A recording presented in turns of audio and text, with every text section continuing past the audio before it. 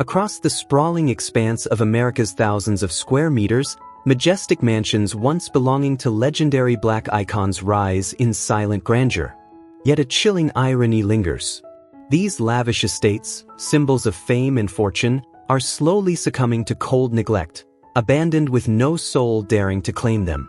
Even when auctioned for a mere $1, visitors tell of bone-chilling encounters, spectral figures haunting shadowed halls, grotesque sounds erupting from dust-covered photographs, and wooden chairs that rock and shift as if possessed by an uncontrollable, violent force.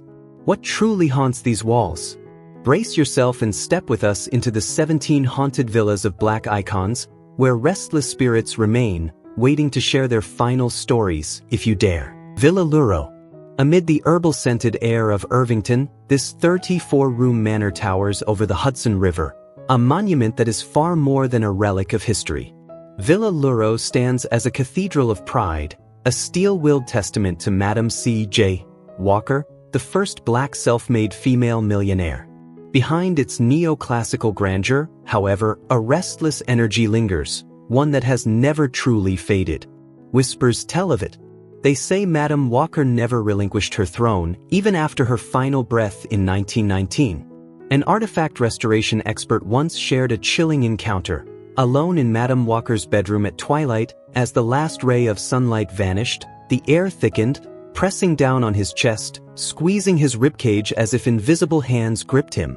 Then came a phenomenon that raised the hairs on his arms, a suffocating surge of feverish heat, brushing the nape of his neck, carrying the pungent, unmistakable scent of her legendary herbal oils. The aroma didn't merely drift. It struck the mind, overwhelming every sense, announcing the presence of history's most formidable woman, standing just inches behind him. Villa Luro obeys its own merciless laws. Staff report that even the slightest profanity, or a disrespectful laugh, triggers the mansion's defenses. Doors, black and heavy as coffins, slam shut in unison, propelled by unseen hands on full moon nights. Security cameras often capture blurred streaks of light, shadows shaped like a commanding woman. The rustle of silk skirts echoes along the hardwood floors, elegant, deliberate, and unmistakably matriarchal. No wind could conjure such rhythm. This is the legacy of Madam Walker, patrolling her domain, ensuring that her home, her empire, remains sacred, untarnished by the irreverence of the living. Beach Island Mansion. On Christmas Eve in Beach Island, South Carolina, shadows coil around the skeletal trees like living things, guarding the estate of the godfather of soul, James Brown. It was here, in this isolated fortress, that a legend drew his final breath alone on Christmas Day, 2006. But death did not bring peace. Instead, it twisted the mansion into a time-warped prison of resentment, where every corner exudes the heavy, suffocating weight of lingering rage. At the heart of this haunted nightmare sits a cursed relic, the Christmas tree in the corner of the living room. Paparazzi who dared trespass tell of a chilling phenomenon. At the stroke of midnight, even with the power long severed, the tree's tattered lights ignite. They burn with a spectral, icy blue, like will-o-wisps dancing over the dust-caked furniture. In that glow, the room transforms into a dimension frozen in the exact instant James Brown exhaled his last note. From the basement studio, bolted tight and buried beneath the earth, thunderous thuds erupt, like the frantic scratching of a soul trapped alive beneath the soil. Amid the pounding, rasping wheezes rise from the darkness, warped echoes gasping for one final high note before dissolving into the choking groans of a throat filled with grave dirt.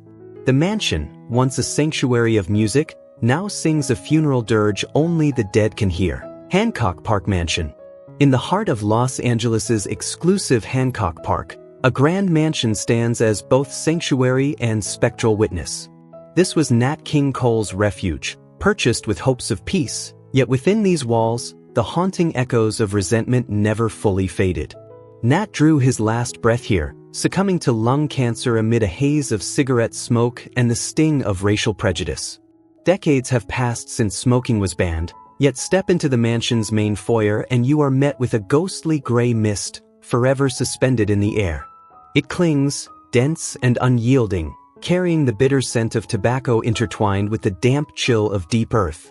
Many visitors recoil, clutching their throats, sensing an invisible hand tightening around their windpipe. This is no illusion, it is a chilling reenactment of Nat's final struggle for air, a spectral echo of the legendary singer's last, suffocating moments. Neverland Ranch. Neverland Ranch, Michael Jackson's sleepless nightmare, California. To the world, it was a kingdom of dreams, a playground for the imagination. But once the stage lights faded, it became a maze of unspoken sorrows. Michael Jackson departed shrouded in sedatives and relentless exhaustion, leaving behind a realm where silence strikes deeper than any scream. Inside the sprawling manor, where laughter once danced off the walls, only the icy grip of obsession lingers. Security footage has captured moments that freeze the blood, a lone, slender shadow emerging in the dead of night, moving with the king of pop's iconic steps. It does not dance for joy or the adoration of an audience. It glides aimlessly, performing a smooth yet macabre moonwalk through solid wooden walls, a ghostly beggar of memory. As darkness drapes the abandoned amusement park, the haunting echoes of vintage music boxes stir from the shadows. Their melodies twist, accelerate, and warp into strangled, ear-piercing screams, as if the very air resents the passage of time. Visitors speak of a creeping awareness, the sensation of countless eyes tracking their every move. When they whirl around, the bronze statues of children in the gardens appear to have shifted, repositioned in the blink of an eye. Their metallic lips frozen in silent accusation, their gaze pierced into the void, guarding secrets their master carried to the grave. El Palacio Apartments, West Hollywood. Dorothy Dandridge. Solitary Rose. Some sorrows are so deep that not even death can soothe them. They linger, crystallizing into the very walls that bore witness to a final, desperate breath. In 1965, Dorothy Dandridge, the radiant star and first black woman ever nominated for an Oscar for Best Actress, ended her life, alone, impoverished, and broken. The apartment where she spent her last days is now a melancholic time capsule. Residents speak of strange occurrences that defy explanation. Faucets run dry, yet the bathroom mirror mysteriously fogs, as if a phantom heat rises from the void. Behind that mist, Dorothy's haggard yet hauntingly beautiful face slowly emerges, her eyes rolled back, staring into the world as a silent indictment of its cruelty. Later tenants have discovered long, cold strands of black hair coiled unnaturally around the bedposts, leaving an unmistakable sense that her spirit lingers, silent, desperate, reaching for warmth that death cruelly denied her. At exactly 2 a.m., the air thickens, suffocating the room. From within the ancient wooden walls, the sharp scratch of clawing fingernails erupts, accompanied by muffled, sobbing cries that vanish into the void, leaving only the echo of a tragedy that refuses to fade. Outer Drive Mansion.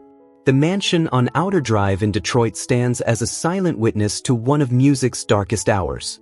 Here, in April 1984, Marvin Gaye, the beloved Prince of Soul, was tragically robbed of his life by his own father. Some houses can never wash away the stains of the past, especially when that past is soaked in blood spilled by the hand of kin. Despite countless renovations, the mansion cannot escape the lingering chill of death. Longtime neighbors recall that on the anniversary of Marvin's passing, the hallway leading to his bedroom carries the metallic tang of fresh blood, sharp and suffocating, as if the walls themselves remember that fateful afternoon. In the living room, silence sometimes breaks in eerie ways. A visitor once stood frozen as vinyl records tumbled from shelves and spun backward on the turntable.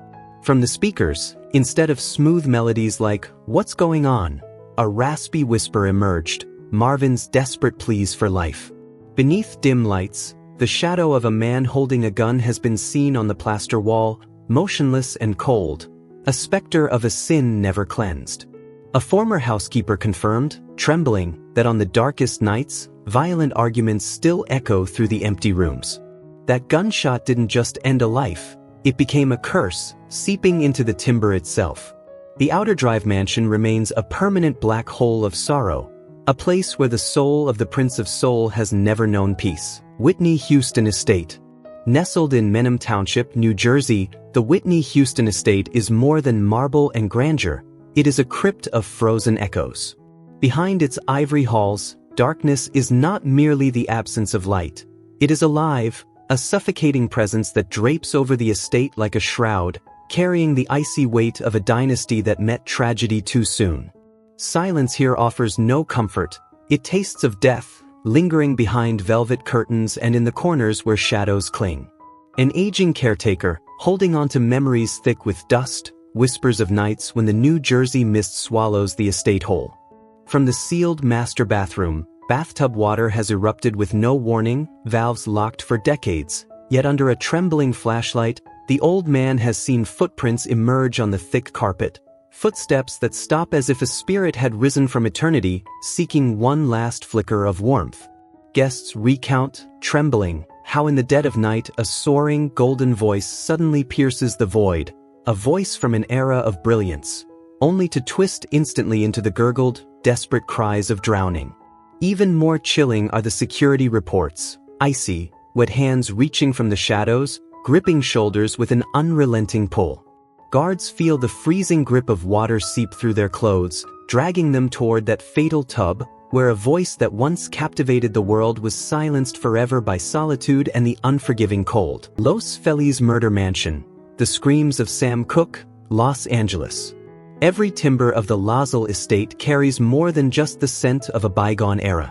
It throbs with the fury of one of music's darkest, most haunting mysteries, a black box locking away the very soul of Sam Cooke. The truth of his demise isn't buried in dusty police files. It bleeds nightly through the cracks of time. Cold, bitter, laden with resentment. Picture yourself in this hallway at the stroke of midnight. A longtime mechanic once froze in terror, watching a dark, viscous fluid ooze from the bedroom door, snake across the floor beneath his feet, and vanish into thin air just as he reached out, leaving behind only the metallic sting of iron in the air. The sound system suddenly bursts to life, but instead of the smooth voice of a change is gonna come, it hisses ragged breaths and the heavy, relentless thump of footsteps, a never-ending chase through the encroaching shadows. A night security guard reported confronting a muscular shadow standing squarely in the walkway. Naked, its chest ripped open into cavernous black holes, the brutal aftermath of bullets tearing flesh in deadly silence. Then came the scream, "She shot me!" A crack like thunder, followed by a violent thud against the wooden walls, as though a body had been thrown to the floor in desperation. At the windows overlooking the valley, instead of the serene night, witnesses recoiled at a bloodied hand clawing frantically at the glass, leaving deep crimson streaks before dissolving into nothingness. It is the voice of a legend trapped within his own legacy, still crying out for justice, buried beneath decades of tragedy, demanding to be heard. Aretha Franklin Estate, the Cathedral of Specters, Detroit. When the Queen of Soul, Aretha Franklin, took her final breath in 2018, many believed she had finally found eternal peace in her triumph. Yet, the bitter battles over her estate and the greed of the living have stirred a restless energy within her Detroit mansion, transforming it into a somber cathedral where sanctity is veiled by faceless spirits. In the opulent living room, her cherished Steinway piano, the crown jewel of Aretha's life, has become the epicenter of inexplicable phenomena. One asset management witness recalled in horror that, on Easter Sunday, a thick, inky fluid began to seep from between the ivory keys, dense and reeking of decay. Speak the words, "will," or "money," and a guttural growl shatters the silence, followed by a blast of icy air that chills the soul. Even more unnerving are the infrared camera recordings, which reveal visions that make any observer's skin crawl. In the private home chapel, blurred, faceless figures sit motionless in the wooden pews, shrouded in gloom, as if attending a never-ending requiem.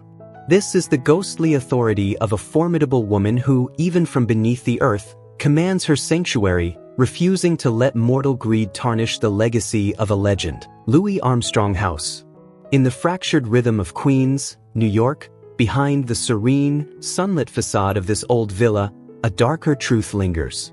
Louis Armstrong's radiant smile was cruelly snuffed out by a sudden heart attack, leaving a restless spirit trapped in the unforgiving grip of fate. Each room now feels like a time capsule twisted into a curse, years of devotion and music congealed into something bone-chilling. Through the narrow corridors, silence is often shattered by a haunting sound from the shadowed attic. It is no joyful jazz riff, but the wail of a trumpet, long, piercing, and grotesquely distorted, like a siren cut off mid-death rattle. A longtime curator recalls how the sheer force of Armstrong's lingering anguish can shatter display cases into jagged shards, with no hand or explanation in sight. True horror resides in the room where the legend drew his final breath. Visitors report a paralyzing sensation as his old armchair rocks violently, accompanied by ragged, wheezing gasps echoing through the space. Those who linger near his personal effects speak of an ice-cold hand clamping onto their wrist, gripping with a dragging, desperate force, as if trying to pass on the raw terror of that final, crushing heartbeat. It is the inescapable presence of a voice that refuses to die, clinging to reality in torment, struggling to play one last note in the profound darkness of the Louis Armstrong house. Beverly Hills. The Ray Charles estate, a labyrinth of shadows, silence, and secrets. Ray Charles spent a lifetime guiding humanity through darkness with the magic of his piano keys. Yet within the walls of his Beverly Hills sanctuary, darkness turned on him, consuming his final days as liver failure tormented his body. This estate is no longer a haven of luxury. It has become something alive, predatory, a domain of bone-chilling quiet where shadows no longer obey, but stalk, hiding behind velvet drapes, ready to strike anyone who dares intrude upon the private world of the blind genius. Those who have entered speak of an invisible, ice-cold force that shoves aside anything blocking its way, as if Ray's spirit still roams these halls in furious vigilance. More terrifying, the wall ridges, carefully crafted to guide the visually impaired, twist and contort with sinister intent, turning the house's exits into an endless maze that traps intruders in a loop of primal fear. In the pitch-black night, a pair of sightless eyes can sometimes be glimpsed, glowing a ghostly blue. These eyes do not see like ours. They pierce the soul, hunting the hidden darkness in anyone daring enough to stand before them. Beverly Hills. Sammy Davis Jr. Estate. The final curtain falls in a silent scream. Once hailed as the world's greatest entertainer, Sammy Davis Jr. commanded the stage with his voice, his feet, his very presence, turning every spotlight into a universe of awe. But at his Beverly Hills estate, the lights never truly went out. They simply faded into a ghostly, sickly glow, revealing an endless performance by a soul trapped in a shattered vessel. In the dead of night, the rhythmic clack-clack of tap shoes echoes from the foot of the grand staircase. The ballroom thickens with dread, the clink of crystal twisting into a violent shatter, like 1,000 shards slicing the air. Stale whiskey and cigar smoke hang like a choking gray fog, sealing every exit. And from the shadows, a voice raspy as metal scraping stone whispers against your ear, "The show is over, but I can't leave."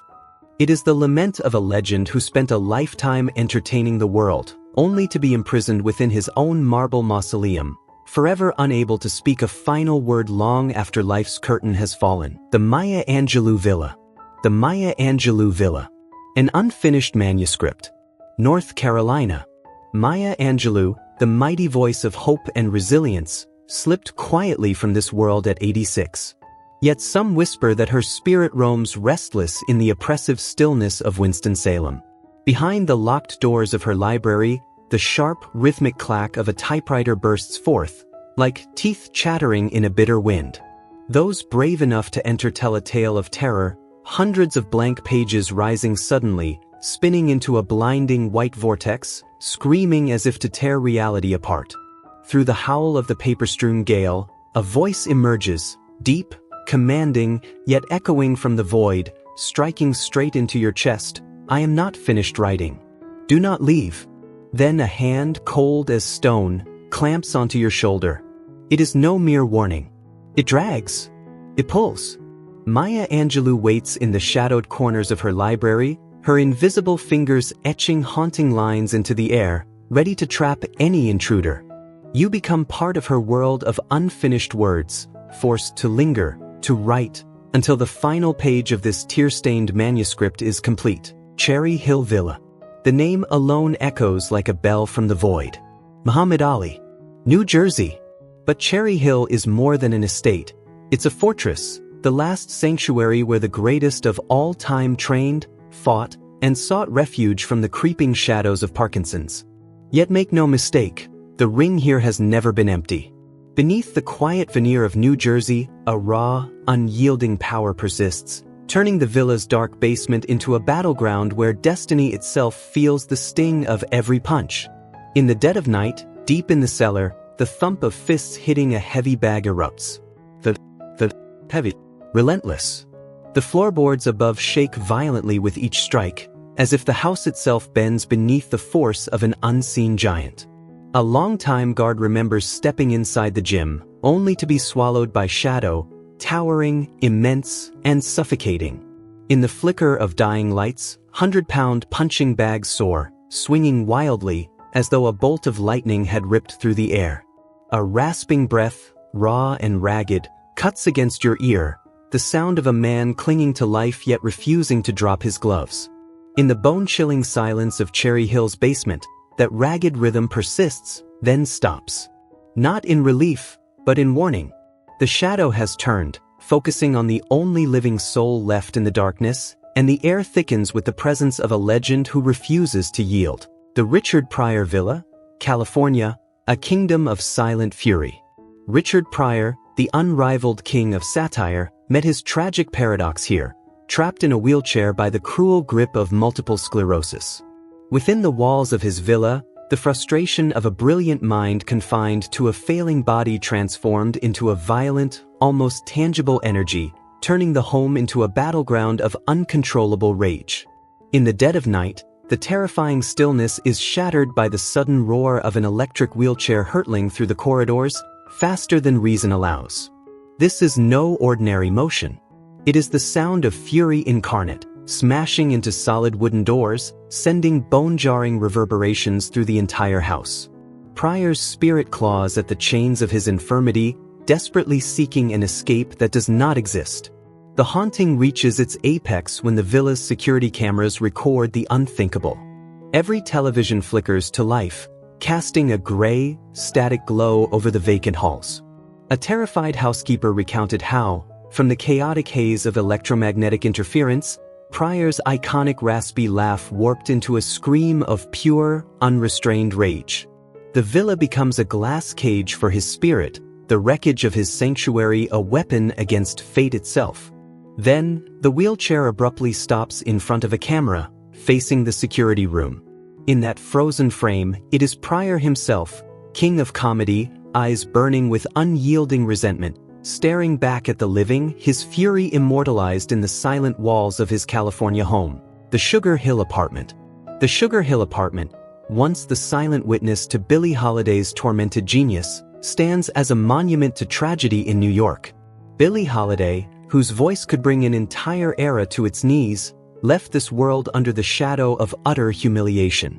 Her final breath came in a hospital bed, gaunt wrists still shackled by police under the cruel weight of drug charges. In her Sugar Hill home, that same injustice has crystallized into a tangible, melancholic energy, turning the space into a place where freedom seems denied, even beyond death. Step inside her bedroom, and the air presses down with a heavy, almost sentient weight.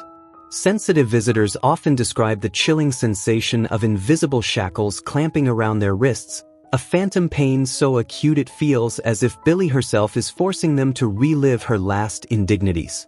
Surveillance cameras occasionally record ghostly curls of cigarette smoke rising from nowhere. The room is empty, yet the smoke lingers, twisting slowly into the shape of a noose dangling from the ceiling. Then comes the scent, gardenias, her signature bloom, so overpowering it thickens the air, suffocating every breath. Watching those grainy, blurred recordings, one cannot escape the shiver crawling up the spine. Lady Day never truly left. She lingers, handcuffed to her traumatic past, eternally mourning, eternally singing her sorrowful blues, locked forever within the marble mausoleum of Sugar Hill. Luther Vandross Mansion. Nestled in the quiet Cord region of Connecticut, Luther Vandross's mansion was far more than a home. It was a gilded prison, a place where darkness claimed the final breaths of a legendary voice. Luther's deep, resonant tones once warmed millions of hearts, yet fate silenced him, leaving this grand estate haunted by the absence of its master. Today, the mansion no longer feels alive. It has become a colossal coffin. Every beam, every stone seems soaked in the unspoken pain of a genius denied his voice, turning the house into a living monument of sorrow and resentment. The darkness here never rests. It waits, lurking in corners, ready to swallow anyone bold enough to approach, listening for the ghostly echoes leaking from the void. A longtime housekeeper once shared a chilling story. In the dead of night, the ceiling speakers would suddenly come alive. Trembling, he raced to the basement, ripping every electrical switch from the walls, desperate to silence the deafening sounds, but the groans continued. In those moments, the mansion itself seemed alive, a massive, decaying lung struggling to exhale the final breaths of eternal rage. The terror reached its peak when the butler felt a warm hand pat his shoulder in the suffocating darkness, so real, so intimate, that he whispered his master's name instinctively. When he turned, mere inches away, a shadow hovered, sunken eyes, mouth wide open in a silent scream.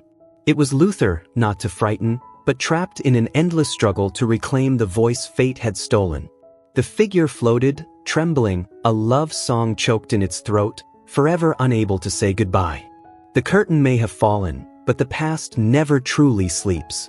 Behind the veil, it waits, longing for a familiar spirit to share its eternal solitude. Tonight, if you hear footsteps where there should be none, or feel a gentle tap on your shoulder, do not turn around. Perhaps some legends are not ready for their final act. If you're drawn to the mysteries hidden in the shadows of the entertainment world, like and subscribe to help us preserve these legacies. And leave a comment sharing your favorite legend, or the dark secret you most want us to uncover.